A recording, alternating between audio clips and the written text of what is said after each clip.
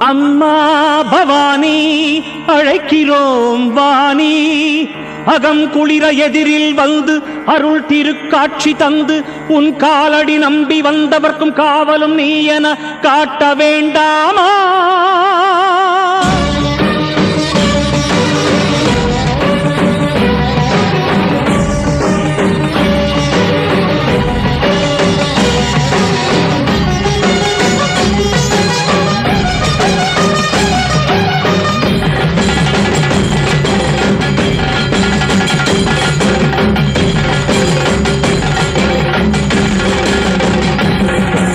மண்ணை பொன்னென கல்லை கனியென மாற்ற வல்ல மகேஸ்வரி,